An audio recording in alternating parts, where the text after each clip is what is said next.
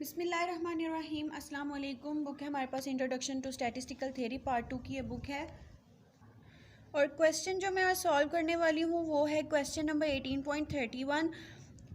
One more important question read कर लेते हैं। A taxi company is trying to decide whether the use of radial tyres instead of regular belted tyres improve fuel economy.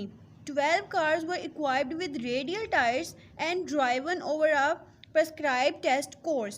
Without changing drivers, the same cars were then equipped with regular belted tires and driven once again over the test course.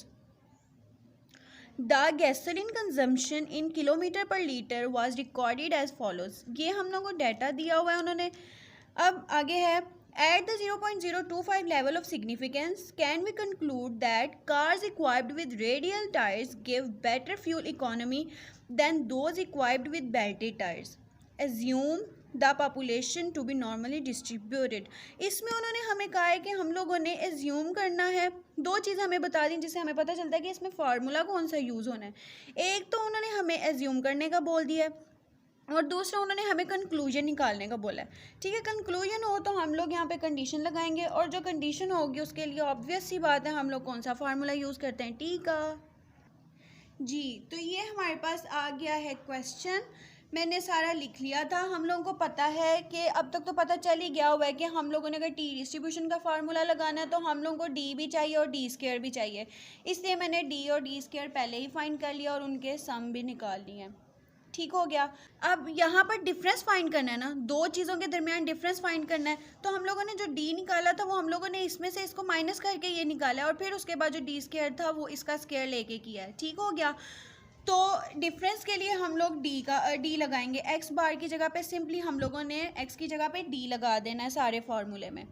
तो T is equal to X bar की जगह पे D bar minus mu over S over under root N. ठीक हो गया। अच्छा, उससे पहले हम लोग ना यहाँ पे कंडीशन लिख लेते हैं। वो हम लोगों को उन्होंने कहा था H not mu is equal to, उन्होंने हमें नहीं बताया कितना है तो हम लोगों ने उसको ज़ीरो के इक्वल ले लेना है। ठीक हो गया। H1 mu is not equal to zero. अब हम लोगों ने इसको चेक कर लेना। ठीक है, अब हम लोगों के पास डी बार जो है as we know D bar का फार्मूला एज एक्स बार होता है। सेम वैसे ही D bar is equal to sigma D over N. Sigma D अभी ये आया हमारे पास 1.7 डिवाइडेड बाय एन। हमारे पास टोटल कितने हैं 12। इसको आपस में डिवाइड करें तो हमारे पास आ जाएगा 0.142। अब हम लोग एस फाइंड कर लेते हैं। एस का फार्मूला हमारे पास होता है S D is equal to under root sigma D over N D square minus sigma D over N whole का स्क्वायर। सिंपली हमने एक्स की जगह पे डी लगा देना है और इसमें कोई मुश्किल वाली बात नहीं है। सेम वैसे ही जैसे पीछे हमने किया वैसे ही क्वेश्चन सॉल्व होंगे। अब हम लोगों ने D square sigma D square जो आया था वो लगाना है divided by 12 minus 1.7 divided by 12 का स्क्वायर होल का स्क्वायर रूट। ठीक हो गया।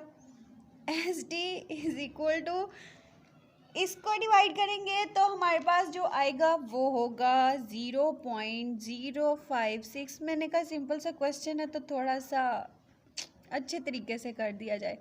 ओ होल का स्क्वायर गलती हो गई इधर आ जाएगा स्क्वायर। ठीक हो गया।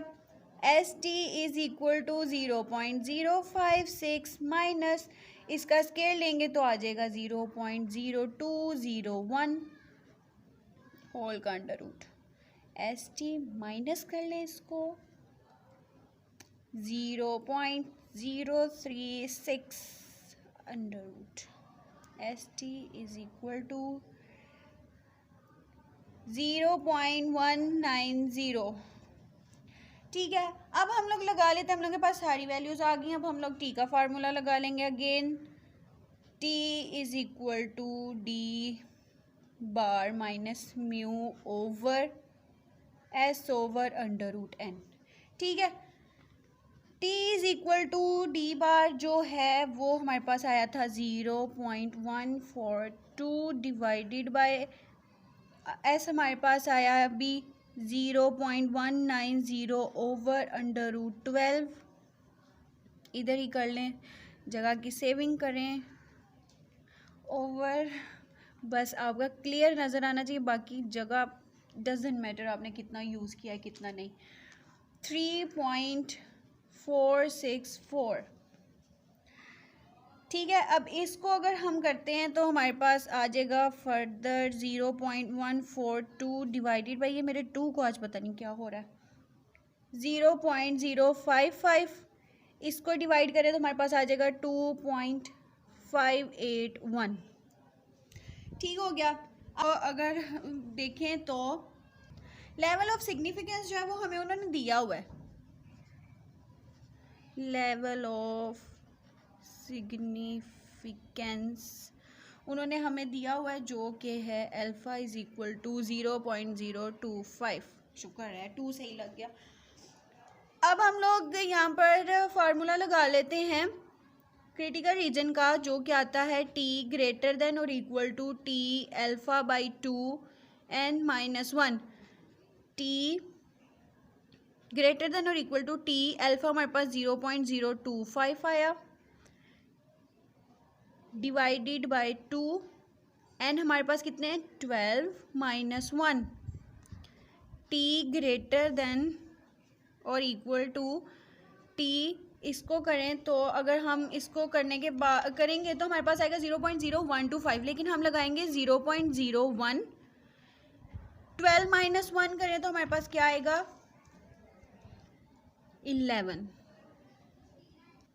अब हम इनकी टेबल वैल्यू देख लेंगे 0.01 की 11 में, तो हमारे पास जो आता है t ग्रेटर देन और इक्वल टू 2.998। ठीक हो गया। अभी हम लोगों ने t की वैल्यू फाइंड की थी, वो हमारे पास आई थी 2.581 ग्रेटर देन और इक्वल टू 2.998। अब क्या ये कंडीशन सेटिस्फाई हो रही है? नहीं हो रही, क्योंकि ये छोटी है और ये बड़ी है, तो ये कंडीशन नहीं सेटिस्फाई हो रही, इसलिए हम लोग कर देंगे रिजेक्ट H0 को। भाई हमने H0 की नहीं माननी, या हम लोग कर लेंगे एक्सेप्ट H1। इन दोनों में से कुछ भी लगा लें, ये हमारे पास आंसर आ जाएगा। ठीक हो गया, थैंक यू सो मच। ये हम लोगों ने क्वेश्चन नंबर 18.31 कर लिया, 31। ठीक हो गया, अल्लाह हाफिज़।